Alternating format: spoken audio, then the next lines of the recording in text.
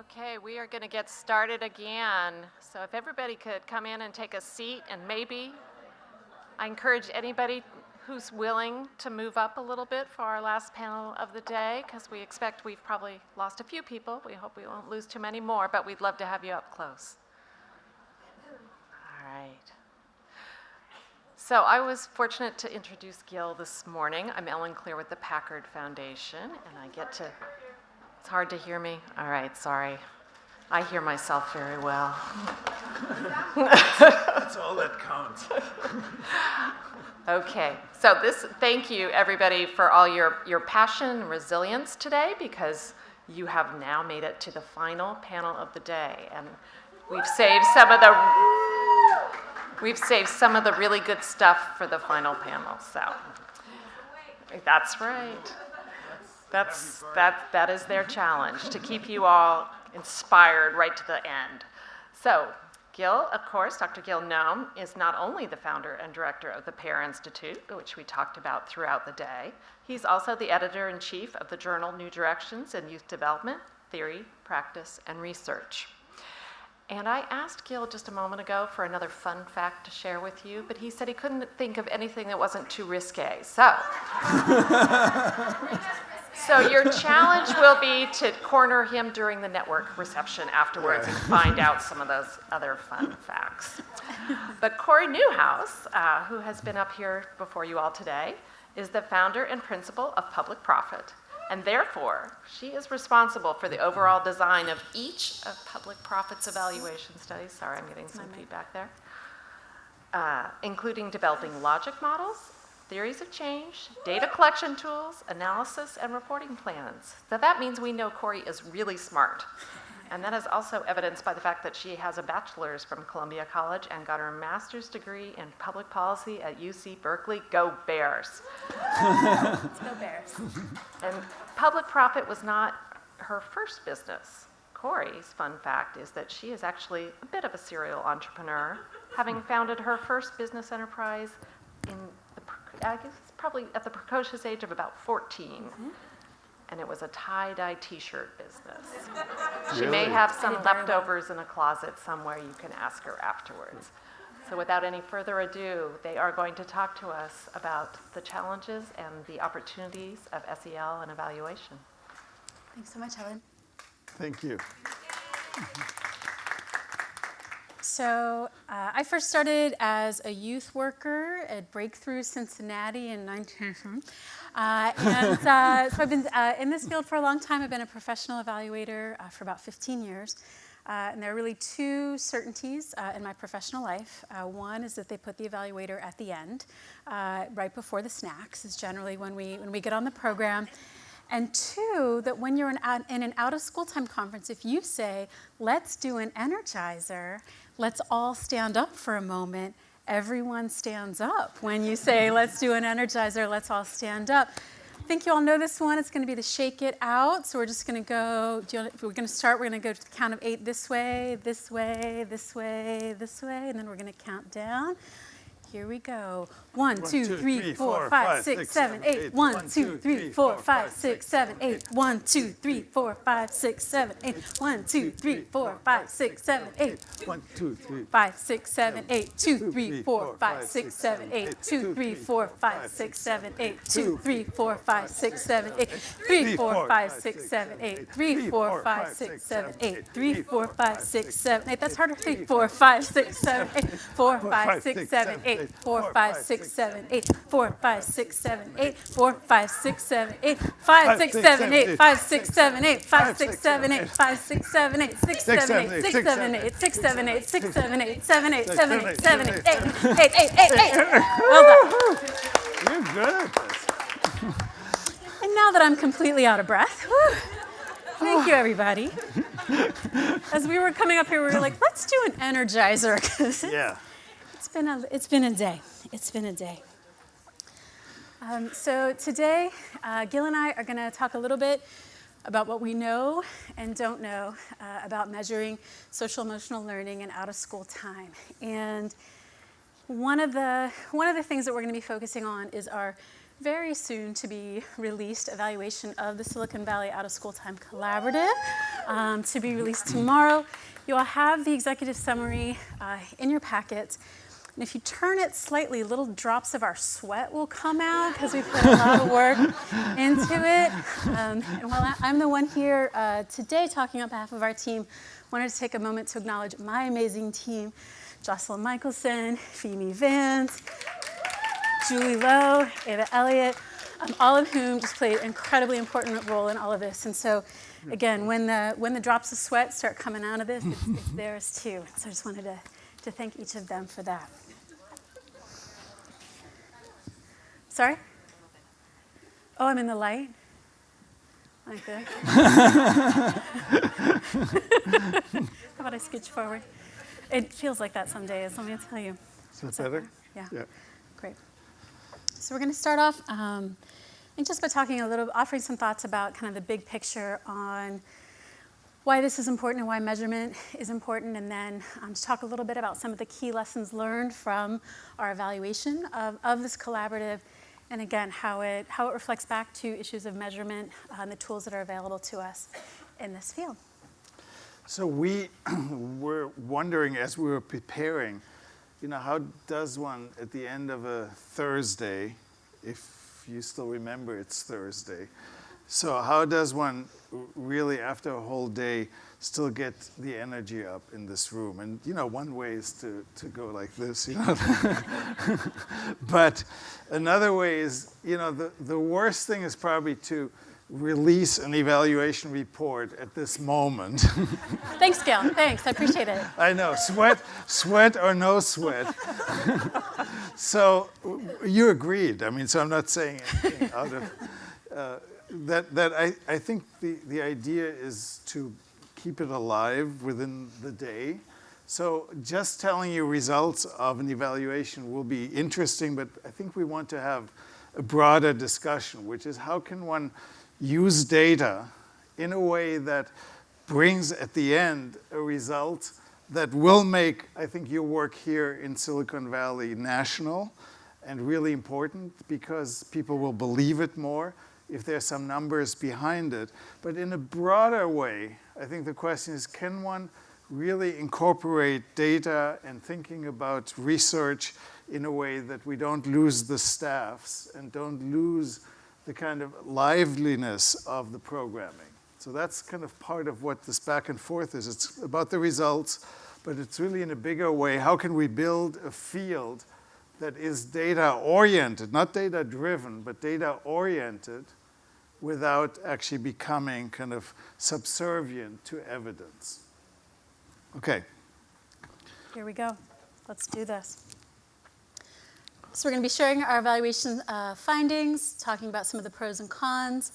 I think also to try to make some links to what's going on here in California to the national conversation, again, particularly around evaluation and measurement, and then to hear from you, of course. Mm-hmm.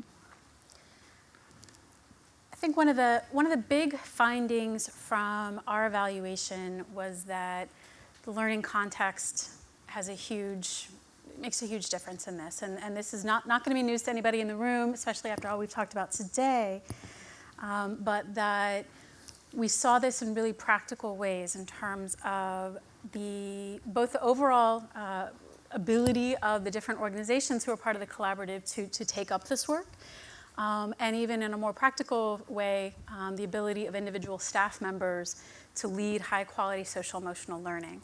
And that until kids are feeling safe and supported and connected, they're just not going to be able to engage in some of these higher-order issues, these higher-order activities with us. And so that we really found that just those first principles about assuring that every single staff member in every single setting is able to provide that really high-quality learning environment was really essential.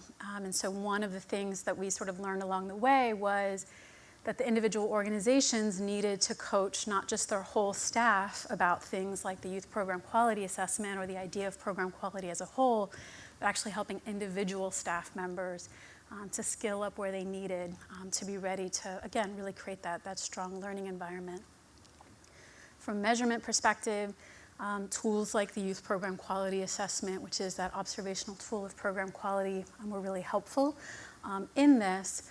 But I think the big lesson learned for us is it really needed to be that very fine grain at the individual staff member level to really lay that foundation. So, by the way, we haven't rehearsed this, but whenever there's a pause, I'm to go. So that's what I'm doing now. Yeah, when I stop talking and look at Gil.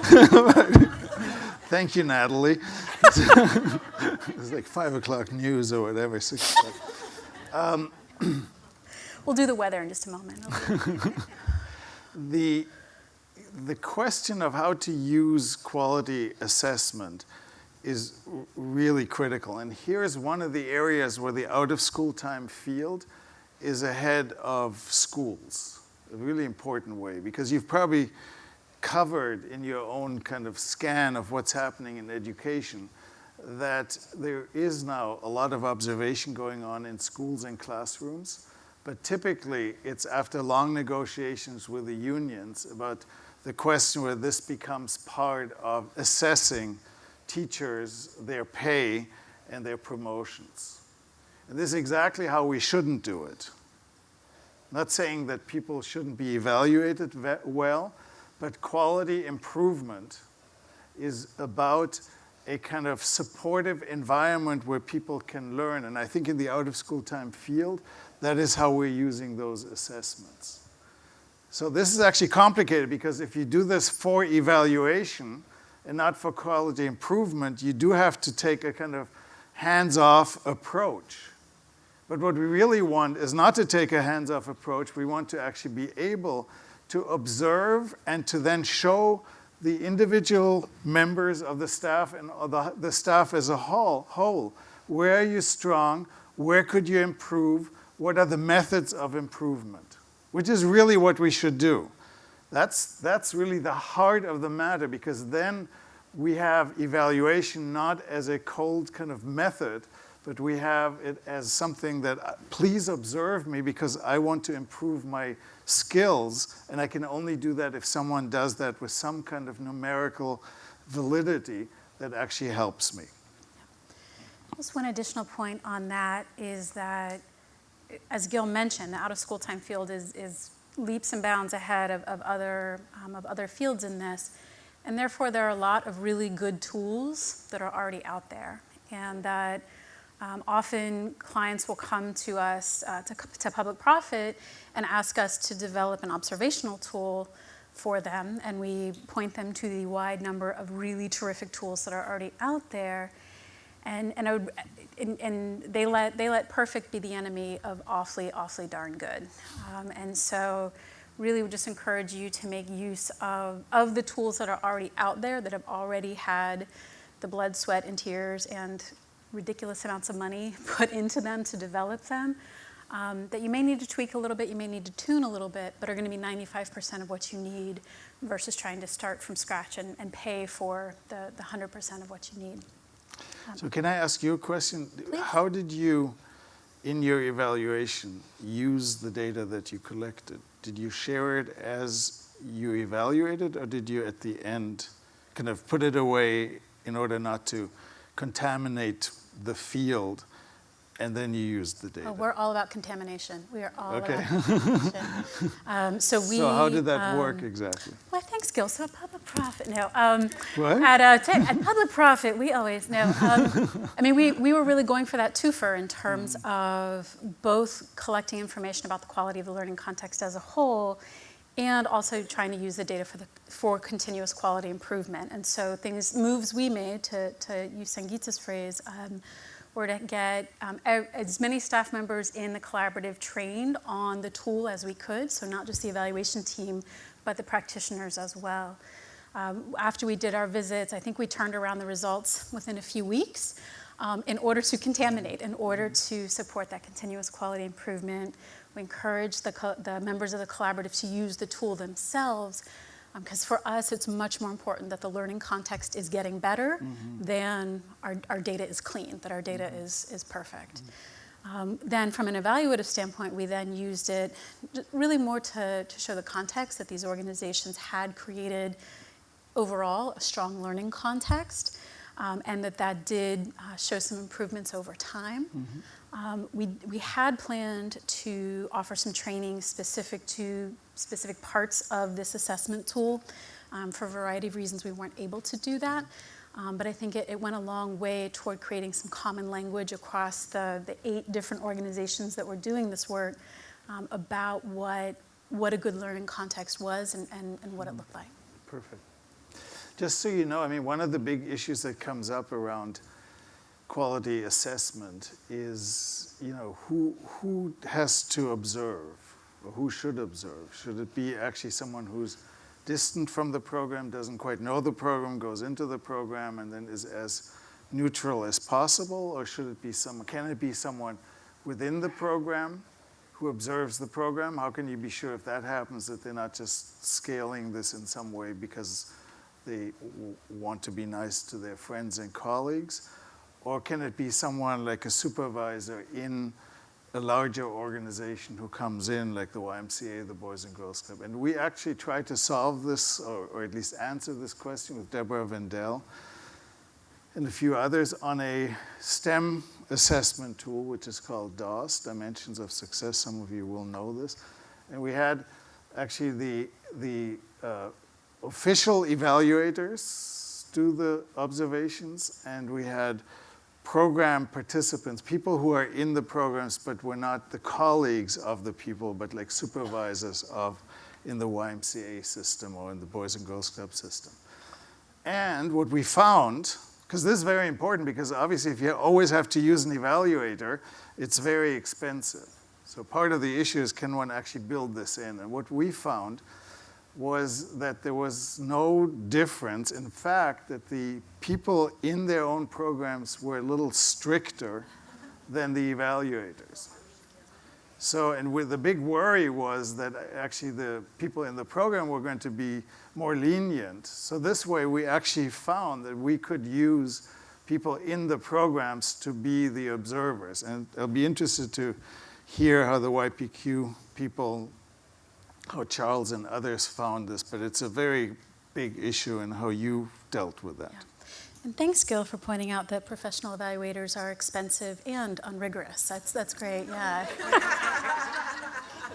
I knew you would say, see, this is why it's so hard. I'm an evaluator too, but it's so hard to talk to evaluators because they always feel threatened about their next contract. Continuous quality improvement is great for everybody, just not me, you know.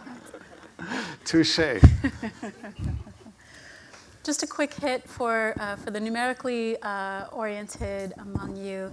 The Youth Program Quality Assessment Tool has 4 main domains: safe, supportive, interaction, and engagement. And then you'll see we're able to make some broad brush comparisons to a national sample of a very wide variety of youth programs. And so. Woohoo, look at us. As I was about to say, so take it with a grain of salt because of a whole variety of methodological things. But I think the important thing, and it's on a 5-point scale. 5 is better because we're Americans. We like larger numbers.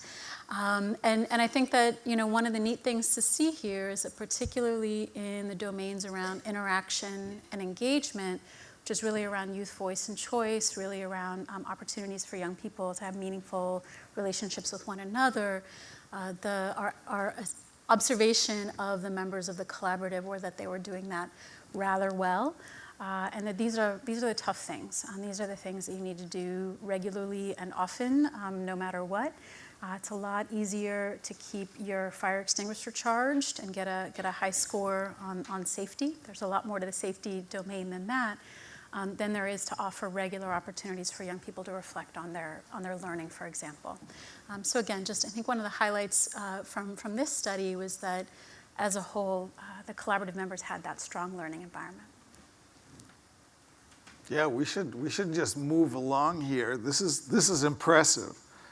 This is really impressive because it means that all the quality investment that you and the funders really put into this initiative seems to be paying off. We can't say it causally, but we can say that you're actually doing quite well. And it also, okay, let's give it a round of applause. Can you go back for a second? Oh, yeah. And I guess the question is, what is it about the dip that exists around interaction and engagement? So thinking forward, you now know where you're especially strong, but you can also now begin to kind of say, in the next year, we want to actually be strong in those two areas because they're weaker than the rest. Can we go up, and what will we have to do? And I think, Gil, that this speaks to the broader point that for us to be doing really deep social emotional learning, the opportunities to reflect, the feeling that you belong, that your voice matters is really important in this context. And so while this is a very common pattern in terms of the results for this particular assessment, social emotional learning, when done well, is really setting a much higher bar for out-of-school time programs than our usual. And so I think those questions become a little bit more acute in this situation. Perfect. Good. Great.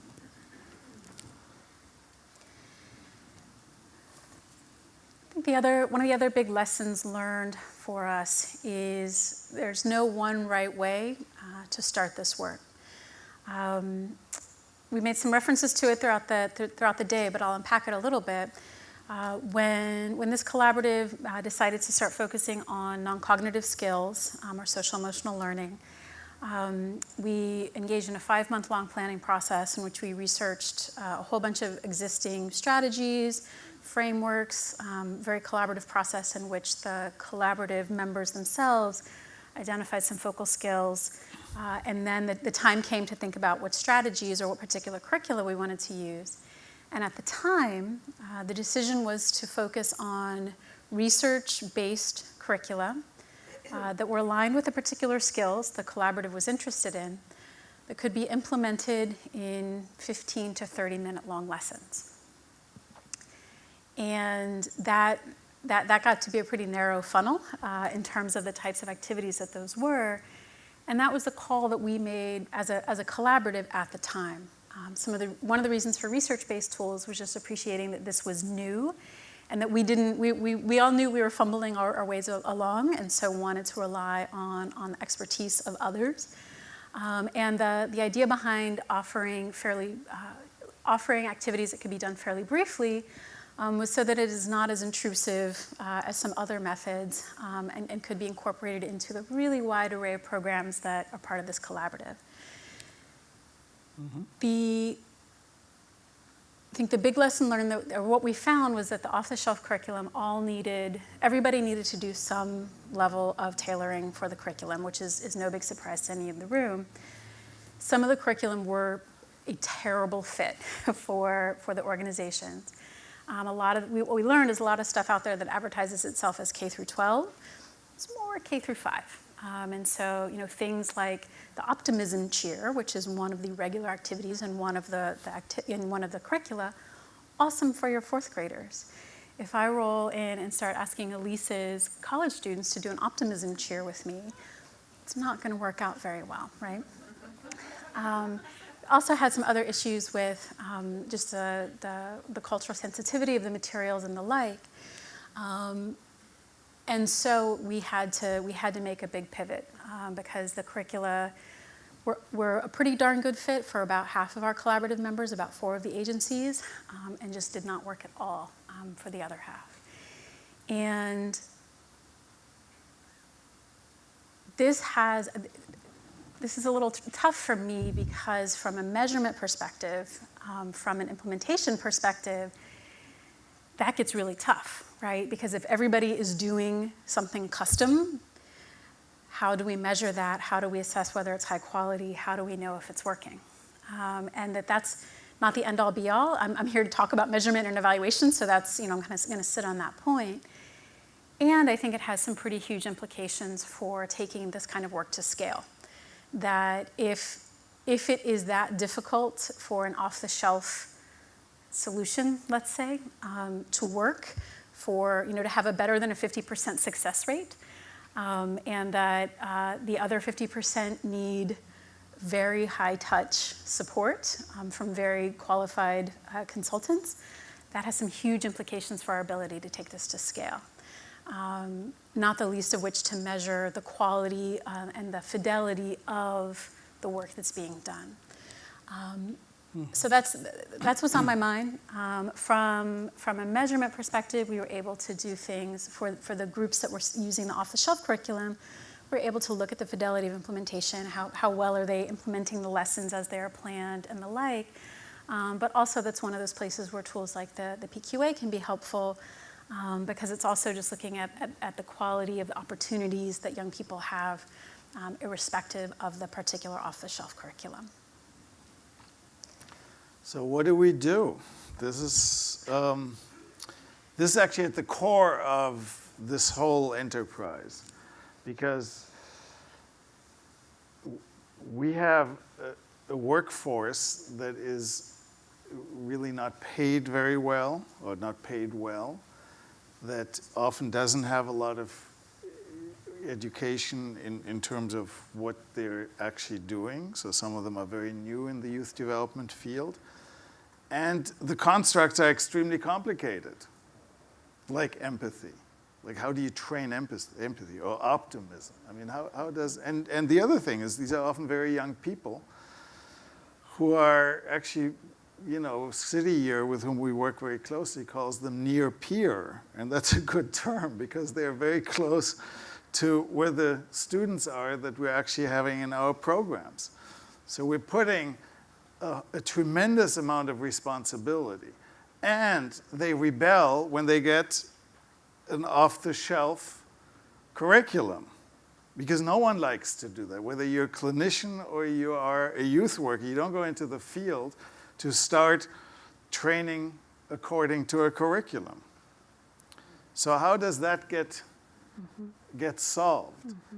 And I can only tell you how we are solving it before we get to the measurement issue. And I'm not saying that's the best solution, but it's one that we've worked on for many years, which is to be really clear about what you're expected to do in the overall engagement around a certain construct. Let's say empathy.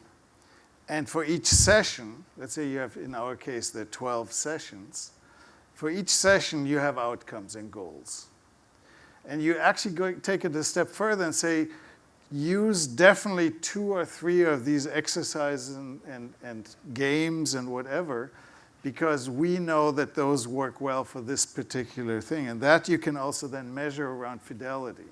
But then you have to leave a lot of room for the rest of the time for people to actually choose from different components, or even kind of develop their own ideas. So that kind of combination allows you to have some structure, gets you kind of closer to the goals, and at the same time you give people freedom, because otherwise you just have real implementation problems, because people feel estranged as they do this work. So I just wonder what your thoughts are. Would that kind of half solve the dilemma? In some senses, yes. And then I think that it does, in the out-of-school time field especially, does pose some challenges, because that assumes a high level of sophistication on behalf of the people who are doing the implementation, who are doing the work, and time, right? That they have the time to do this. And I can think of a couple of dark moments from this project when we were observing the activities, and people would tell us, like, well, it's a 40-minute lesson, we only have 30 minutes. So I just took out the middle part here.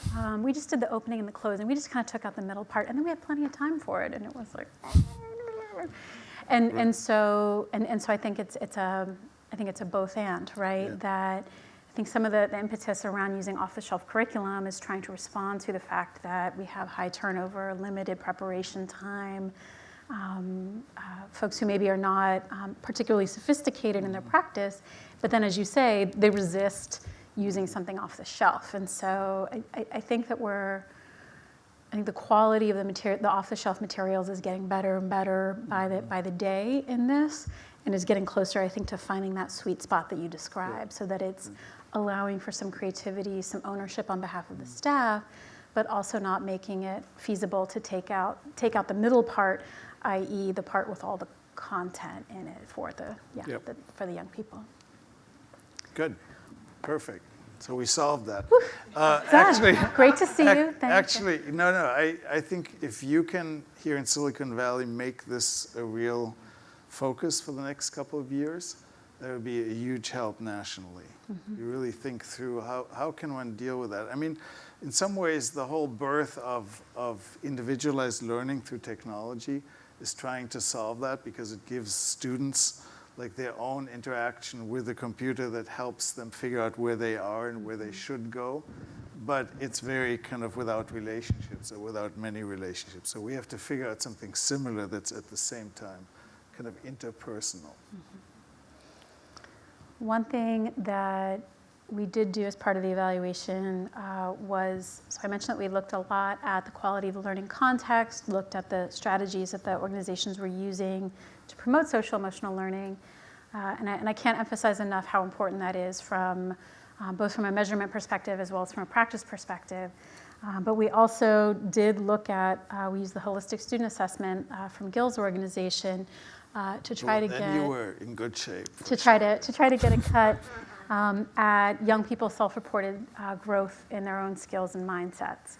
And the reason why I want to emphasize the importance of focusing on the adult practice first is that I think it's very easy to rush to using tools like the holistic student assessment, which we like very much, but without putting an appropriate level of emphasis on the adult practice. And that if we are only looking at youth outcomes, which I realize is contradictory as I'm sitting in front of a giant slide full of youth outcomes, we run the risk of punishing kids for stuff that we're not doing for them. And that we've been doing that under No Child Left Behind for a very long time, and we need to break that cycle. That said, we have some very positive student assessment results. So there we go. I think so what we did with the HSA was to shuffle some of the domains of the survey to align with the key focal skills that this group is interested in. That is learning strategies, academic mindset, and social skills. Because the HSA wasn't developed specifically for this project, that's why it's a little lopsided in terms of how things link up.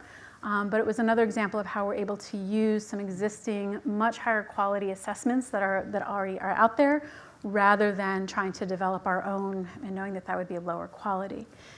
I think the big takeaway for this is that in each of these three areas, learning strategies, academic mindset, and social skills, we saw some really bright lights, that the types of skills and mindsets that this collaborative was trying to help young people to focus on and to build.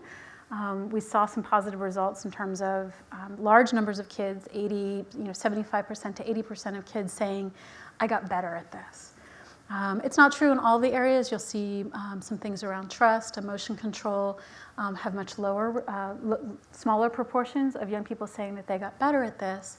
But some of the things that you'll see that have the largest number of kids saying they got better are things that you've heard time and time again from their collaborative members today of what they focused on: reflection, critical thinking, learning interest, and the like.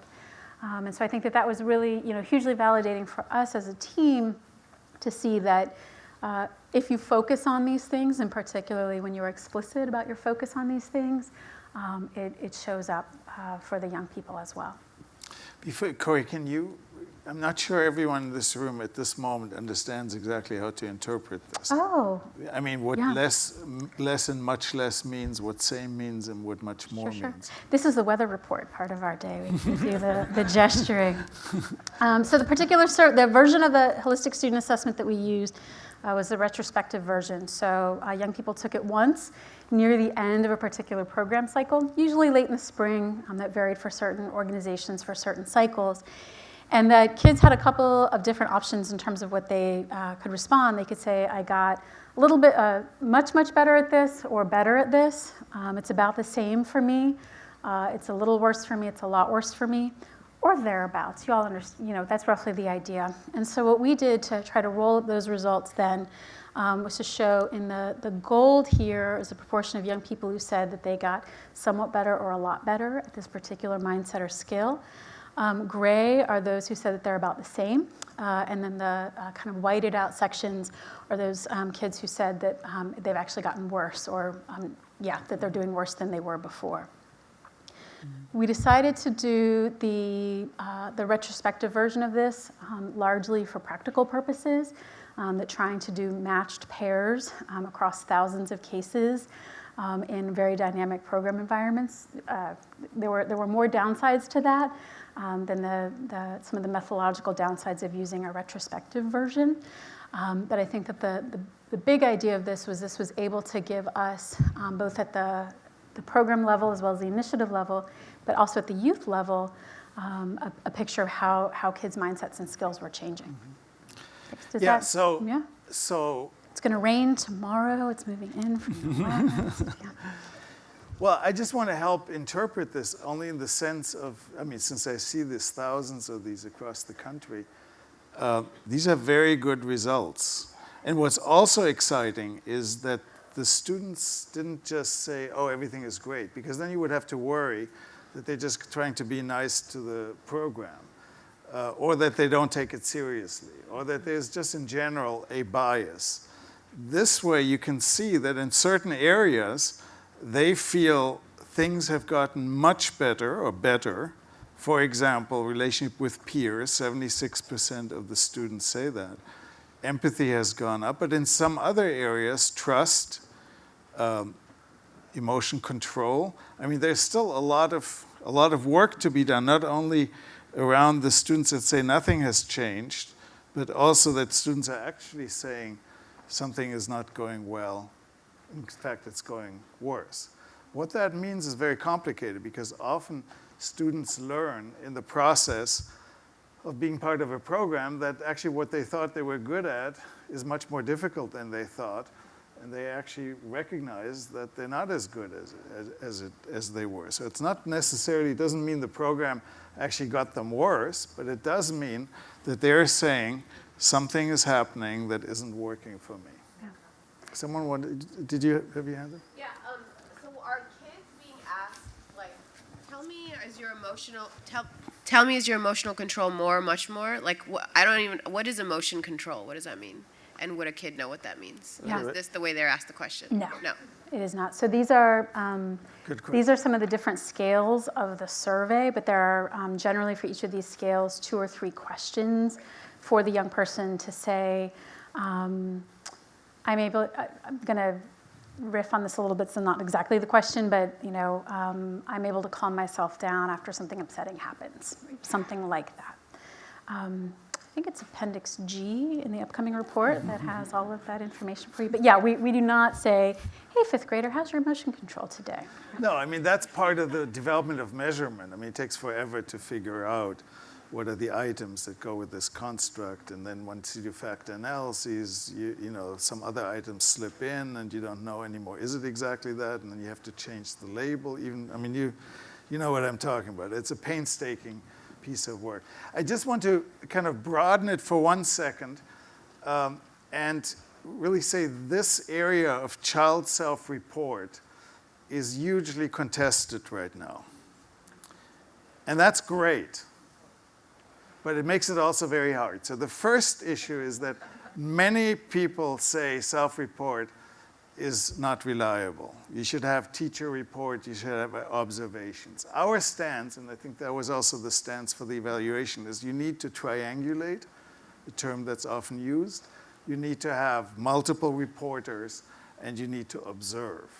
But to take out from a youth development perspective, just because academically people have a problem or a question, one of the most important things for us, which is youth voice, and say, oh yeah, we're for youth voice, but when it comes to evaluation, we don't want to know what you think. Right. It's unreliable, so. Yeah, it's unreliable.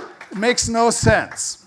So then the question becomes, the next one is, people within academic settings, and this is very much the pressure we all feel, and you as evaluators also, is pre-post is the best way to measure, which means you give the same measure at a certain time point, you give the same measure again at a second or third time point, and you look at the difference. And what we find when you do this with attitudinal measures is that most of the results are very disappointing. So you can have great programs, and you still have the students actually say got worse, or they kind of stayed pretty much the same, or have increased, if you're lucky, just by a little bit, Yeah. right? I'm saying this the way also your experiences. So what goes on? What's going on there? I mean, one thing that's going on is that you're throwing kind of a measure at a student in a very estranged way. You're not saying, I'm interested in X. You don't want to, because you contaminate the results. You're just saying, do this again, please. So a smart kid is saying, I've done this already. Why am I doing this again? So there's less motivation. The second thing is what's called a response bias, which is you're not measuring the same mindset the second time compared to the first time. Because the kid has one set of understanding about, let's say, empathy again or optimism the first time. Now he or she went through a program and has a totally different way of thinking about these things because of his or her experiences.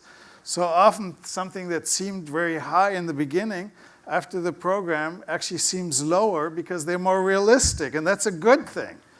But when we report this to our funders, it's not a good thing. So what do people do? What we do and others is called retrospective pre-post.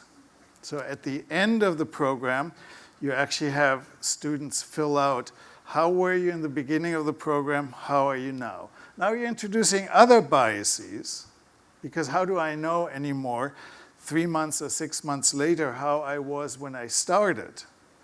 But at least you gave up on one bias. Now you introduce another bias, which is memory. But what's interesting is when you do that, you actually have higher results. Students tend to actually give you stronger results because they compare themselves beginning and end, which is really one of the main questions.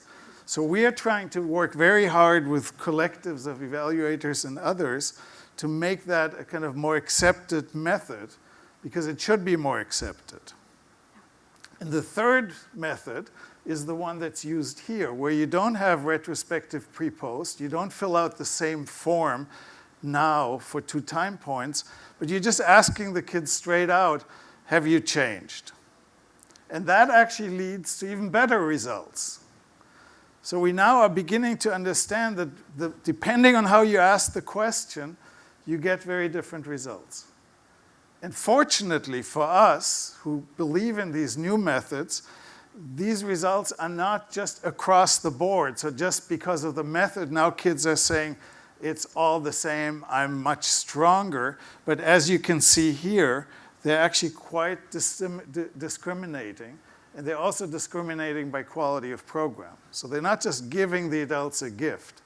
But I think we're at a very exciting point, where we have to take these 3 methods, and I'm getting excited up here. I don't know, this year at 4:15 on Thursday, this might be like, this guy is crazy. What is he getting excited about? Deb's like, I like it. This is good. Yeah. No, but it's a really interesting question. I think we're just at the cusp of trying to figure this out, because we have to solve this, because otherwise we leave a lot of money and gold and whatever on the table, because things are happening in the programs and our methods don't seem to pick up some of the change that is really occurring. Yeah. Okay.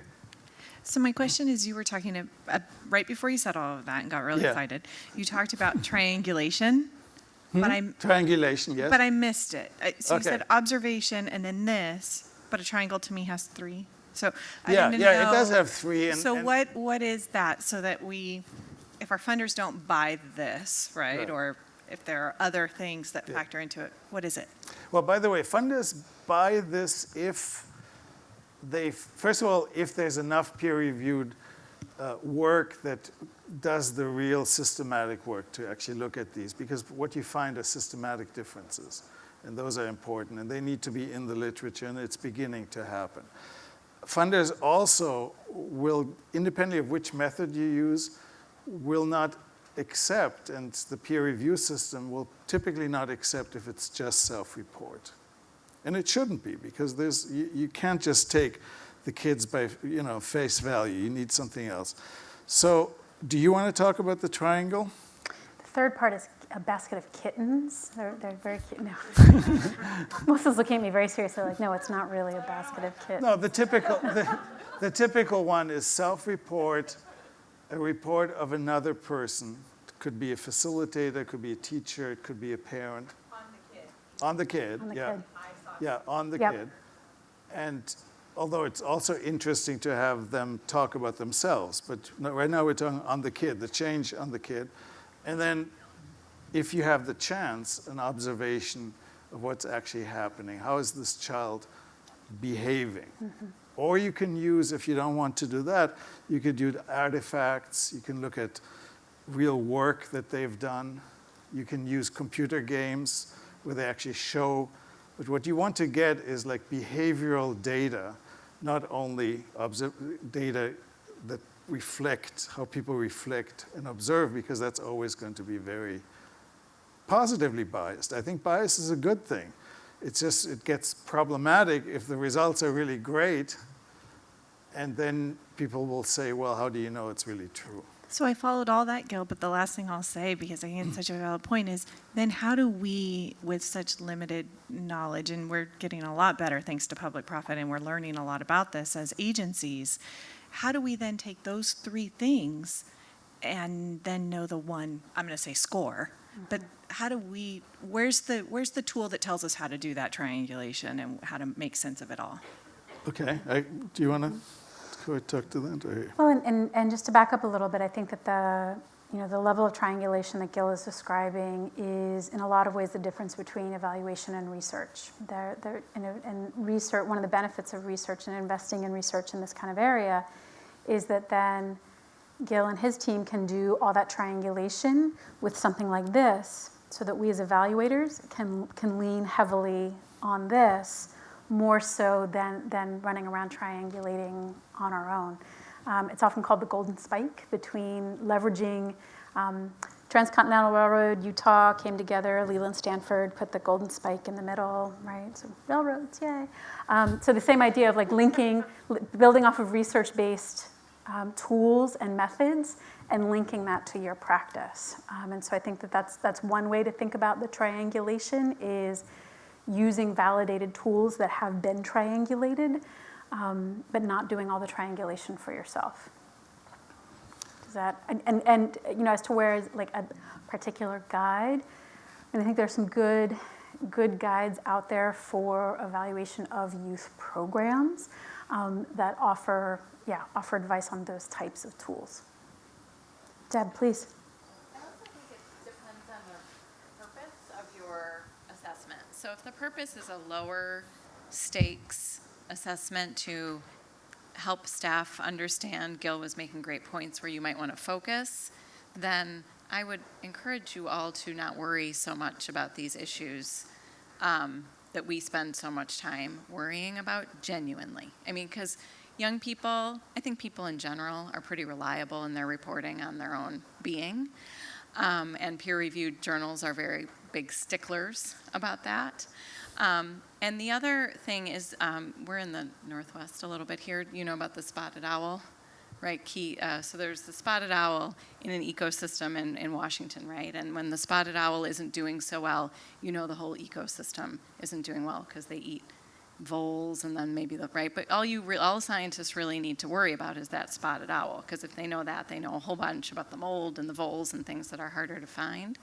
I would encourage you to lean on people like Corey and Gil to help you find your spotted owl in your program, which in my opinion, and based on some good people's research, is usually quality of the program, but maybe some other things, and focus on triangulating on that one piece, like focusing a lot of data pieces, and not so much on every single indicator on every single kid. I'd just like to call out, Charles, if you're interested and willing to say something, because you've been thinking about these issues a lot. Sure. For this issue of reliability or precision, I think one thing is, so you've got PQA data, you've got observation data from these sites, and there's a whole theory here, right? So we don't have to have the same object of measurement with multiple measures on it. You got a bunch of really high quality scores. So in a really high quality setting, that's where we expect skills to change. So you can look both at the measurement of the object, but then you can look at the change in the object. So are more of the kids who are in the higher quality sites saying that they Right. change more? now there are 3 or 4 things in there in that person context dynamic we're looking at. The object of the point of interest and then its change over time. So you've got the measure of the skill itself, you've got the opinion of the amount of change, and you've got some good observation-based data on the context. That's triangulation. Right. That's multiple measures of 2 points and a change, that theoretically should be happening. So I think Right. that, I think this pragmatic advice that we're talking about here is good, and it's the right way to think. Great, good. I just think it's important for you to all recognize that we have made a lot of progress on individual measures and methods, and it's now we're not that far away from when you go to a doctor's office and you can be pretty sure when they take some measurements that they also mean something. They still need an interpreter, but that these measurements mean something, and the way they mean something is that you have a lot of data that you can actually compare. So if you have 50,000 HSAs and YPQA data on whatever, like 5,000 programs, you can really begin to say, where does my program fit in the universe of programs or in the universe of children? So I think next 10 years, we're going to have really great data that we then can use for the programming each year. You want to say something? In the organizations who were part of the collaboration, both out of the Chicago-based as well as here in Silicon Valley, there was a range as it relates to age of the children or the young adults. So did your review of the data show differentials between age groups? Great question. We didn't. There was some variation at the program level and by the age groups, but nothing particularly consistent. They were pretty consistent across the different ages and the different organizations.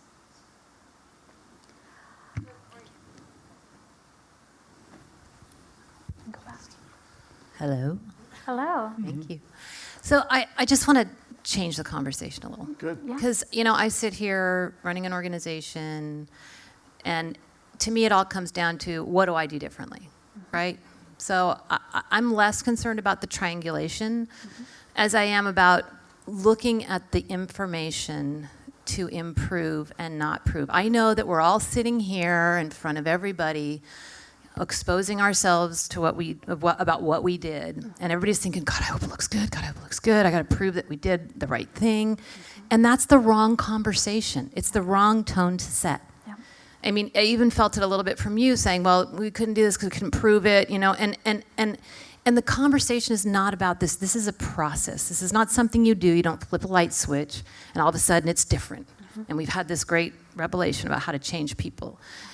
As an organization, I want to look at this and I want to say, YPQA, very cool stuff. Tells me how good my organization is. Tells me where, not that I'm good or bad, but where I need to improve, right? So it's looking at information from a lens of improving, not proving. And that's the conversation that needs to change. Yeah. Not just with SEL, more with SEL than other things, right? But I think that's what we need to do in this field is change the conversation and say, hey, my YPQA scores looked great A on this day, right? So I'm going to do all this stuff and I'm going to try and improve it. I'm going to look at it again because this to me is a baseline.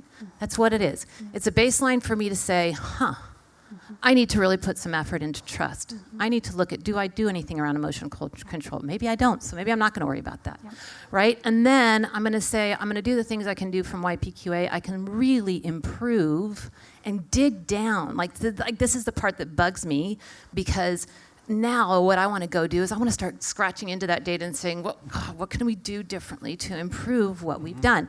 And then say the next lot of kids that comes through, I hope that what I did is going to be reflected in YPQA and maybe in the next group of kids that comes around. And if it's not, then I'm going to challenge myself, not to throw everything else out, but to say, how do I become an ongoing learning organization? Right. I think, Thank you for the elegant transition to my next slide. Oh, okay. But let me get back to it then after your slide. Okay. We couldn't agree more, and that I think one of the huge findings from our evaluation is that this was a team sport, and that it was both the collaborative itself, coming together of multiple organizations, as well as within the organizations themselves. And as you said, creating that culture of improvement rather than simply proving. And we wrestled with it, right? That we weren't always able to embody the skills and mindsets that we were trying to help young people build in ourselves. I do think that what we learned from the members of the collaborative, what we observed was that when there was that commitment to quality improvement, when there was that ability to hold up our hand and say, this isn't working, or what are you doing, or the like, people felt both more comfortable and safer in that environment, and were able to engage. We saw people in organizations stepping out when that wasn't happening for them, and stepping back in when it was. And I would say, to your point, Elise, about being practice focused, I think that it's incumbent on evaluators, and again, I think this is part of the difference between evaluation and research, to create those feedback loops, to be feeding back that information, to be sharing what we are finding as we go, rather than sequestering it off to the side in the interest of that common improvement, in the interest of that common change. Yeah, so I mean, first of all, I want to thank Corey for like a really amazing piece of research and evaluation. I think you're lucky to have her. Yeah. My team, man. It's my amazing team. Obviously the whole team, but I think it's so important to have people who are objective and at the same time participatory. So it's not like here from the outside we're flying someone in and they don't really know what's going on, but you're really clearly passionate about this group and the success of this group, but you're at the same time really reporting back data. So that's great.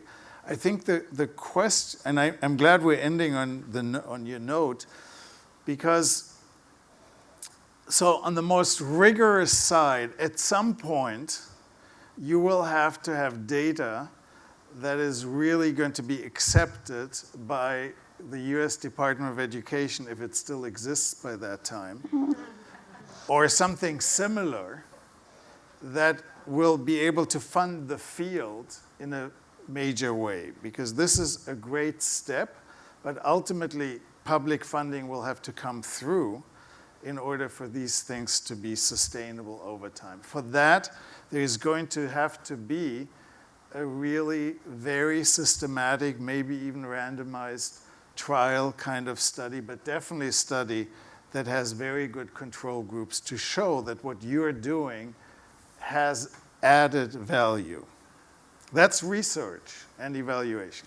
Then you have evaluation the way it's happening right now, that still has a different kind of focus than helping programs become better. The focus right now is mostly to show, is there something that is happening systematically that people can take into consideration? And really has a lot to do, let's be honest, about funders having their own boards and having to justify their investments, and you to your own boards, that something is happening that isn't just like a general belief that something is going well. And then you get to the thing that I mentioned this morning, which is what I call living data. Not that this is dead data. I know you're going to kind of feel Again, offended. you squeeze it, it feel sweats, I offended, promise. feel offended, but that's not what I mean. But something living in the sense that you want to have data right away in the beginning of the year, and not wait till the end and then ask, how have you changed? But you want to have this baseline, and you want to have the input from the students, and you want to have the observations of the programs, so that you can actually make a difference in a child's life and in your staff's life and the program's life in September and October, and then have the fruits, the benefits at the end, rather than having later data that you can bring back to the beginning, say, oh, if we would have known, we could have made a difference. And so the importance is the measures can be the same, but the use and the application of these measures is very different, and the best way is to combine it. But when you do a really systematic study, a really randomized trial, you're not allowed to really use the data in the beginning. But that's not the main place where you are right now, so I'm very much for like using the data in the best way possible to make the programs as strong as possible now. Okay. Thank you. Okay. I have a suggestion. Oh, No, and on, now please. we need to wrap it up. Mm-hmm. Final thing? What I suggest is that we discuss over snacks. Well, And we so if already we had get a it back- lot of discussion. Yeah. Yeah, and if y'all want to talk about this more, because it's super exciting, there'll be snacks and we'll discuss. We'll be happy to. Ellen. All right, please, let's give a final round of applause. Thank you. Thank you. That was great. It's a terrific weather report, thank you.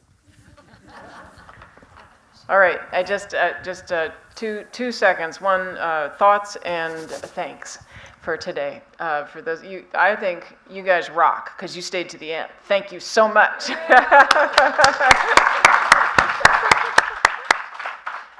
And I think that was one of the best sessions today. I totally wonked out on that one. I loved it. And you can see that today we tried to provide you with a whole bunch of exposure to a lot of different tools. So these are the ones that we used. We used the Weikart Centers, Youth Program Quality Assessment. We used PAIRS, Holistic Student Assessment. You heard about CASEL, 2 different kinds of CASELs today, and the American Institute of Research, Deb's work, which is like tomes of incredible stuff. There were other references to, you talked, Corey, about a book or guides, some guides. So I'm just thinking that maybe as a team, we'll just try to come up with a little bit of a resource list to post and send out to all of you participants.